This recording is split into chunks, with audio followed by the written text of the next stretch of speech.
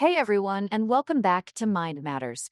Today we're diving into a topic that honestly I think about almost constantly, the idea that our thoughts aren't just fleeting whispers in our heads, but actual creative forces. I mean, think about it. It's wild, isn't it?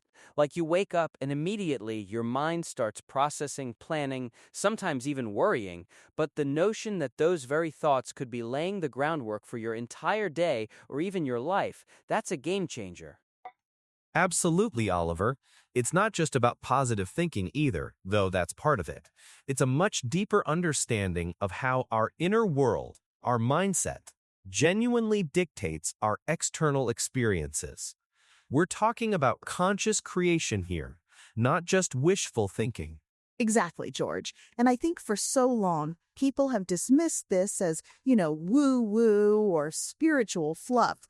But when you break it down, it's rooted in psychology, neuroscience, and even quantum physics in some interpretations. Our perception literally shapes our reality. That's a great point, Ava. Let's start with the mind aspect.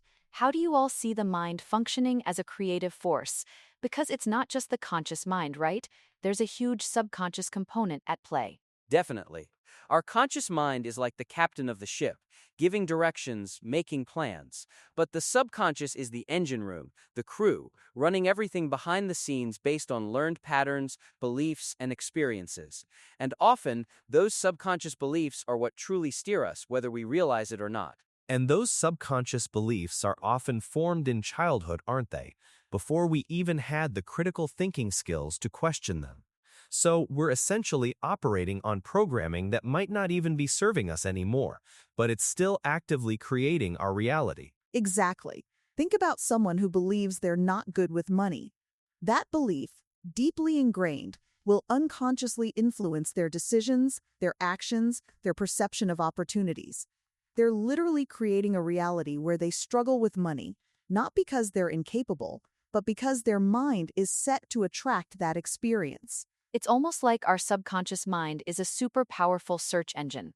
Whatever you feed it consistently, good or bad, it's going to find evidence for it, validate it, and bring more of it into your experience. If you're always thinking, I'm tired, your body just seems to oblige. Totally.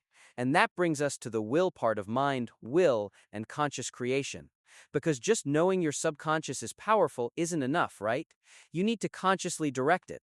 That's where intention comes in. Precisely. Will isn't just brute force, it's focused intent. It's the decision to override old programming. It's saying, okay, I've had this belief for years, but I'm going to consciously choose to think, feel, and act differently. It requires discipline and consistency. And patience, too, because you're literally rewiring your brain. It's like trying to navigate a forest by creating a new path. The old, overgrown path is still there, but with consistent effort, the new one becomes clearer, easier to traverse, and eventually the default. I love that analogy, Ava. So, if the mind sets the stage and holds the beliefs, and the will provides the direction and the consistent effort, then conscious creation is the actual play unfolding, right? Yep, it's the manifestation. It's when those internal changes start showing up in your external world. You start noticing opportunities you never saw before. People come into your life who align with your new intentions, or you just naturally make choices that lead you closer to your desired outcome. It's not magic, though people often describe it that way. It's more like tuning into a specific frequency. If you want to listen to a rock station, you don't keep your radio tuned to classical and wonder why you're not hearing rock. You consciously adjust the dial. And the dial in this case is your state of mind, your dominant thoughts, your feelings. When you align your thoughts, feelings, and actions with what you want to create, you become a magnet for it. It's almost impossible for it not to show up. So, let's talk practicalities. For someone listening who's thinking, okay, this sounds great, but how do I actually do this? What are some tangible ways we can start harnessing this creative force? For me, visualization is huge. Not just passively imagining something, but actively engaging all your senses. What does it look like? What does it feel like? What would you hear? The more real you make it in your mind, the more your subconscious starts to believe it's already happening or is imminent. I second visualization. And I'd add affirmations, but with a twist. Don't just parrot phrases you don't believe. Instead, try affirmations that feel aspirational but believable. I am becoming more confident every day feels more genuine than I am perfectly confident if you're really struggling, right? It lessens the internal resistance. That's brilliant, George. Authenticity matters. And for me, mindfulness plays a critical role. Just observing my thoughts without judgment allows me to catch those old, limiting beliefs before they run away with me. It creates a pause where I can consciously choose a different thought. Mindfulness is key. You can't change what you're not aware of. I've found journaling incredibly helpful too. Getting those thoughts out onto paper gives them less power in my head, and I can literally rewrite the narrative if I want to. And it's important to remember that this isn't a one and done thing. It's a practice. You're going to have days where those old patterns creep back in. The will part means you just keep coming back to it, gently redirecting, consistently choosing the thoughts that serve you. Yeah, don't beat yourself up if you have a bad thought day. It's not about being perfect, it's about being persistent. Every time you catch yourself in a negative thought loop and choose to shift it, you're strengthening that new neural pathway. Absolutely. And celebrating the small wins, when you notice even a tiny shift in your reality or a new opportunity pop up, acknowledge it.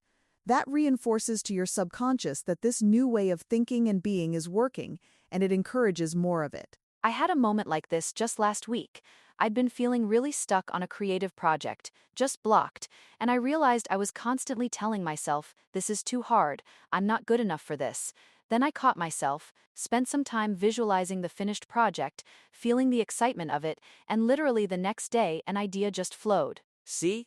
That's it right there. It's not necessarily about the universe handing you the answer on a silver platter, it's about your mind becoming receptive, open, and clear enough for the answer to emerge from within, or for you to spot it in your environment. That's a crucial distinction, Oliver. It's not about passive waiting. It's about active participation in your own creation. The thoughts you hold influence your energy, your actions, and thus your results. And it applies to every area of life. Relationships, health, career, personal growth. If you believe you deserve loving relationships, you'll naturally attract them or improve the ones you have. If you believe you deserve abundance, you'll find ways to create it. So it's really about taking responsibility for our inner landscape, understanding that we're not just passive recipients of life, but active co-creators.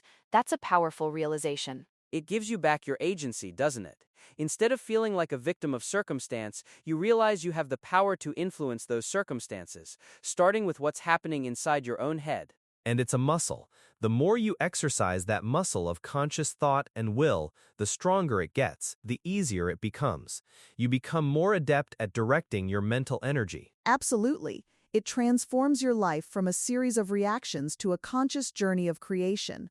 And who wouldn't want that kind of empowerment? Well said, Ava. To wrap this up, if there's one thing our listeners should take away today, it's that your thoughts truly matter. They're not just noise, they are the building blocks of your reality. So choose them wisely, nurture them intentionally, and watch what incredible things you can bring into existence. Yeah, really lean into the idea that you are a powerful creator. You have everything you need within you. Be kind to yourself through the process, but don't underestimate your own power. And remember, every moment is a new opportunity to choose a thought that serves your highest vision. Fantastic advice from everyone. Thank you, Oliver, George, and Ava, for this incredible conversation. And thank you for tuning in to Mind Matters. We'll catch you next time.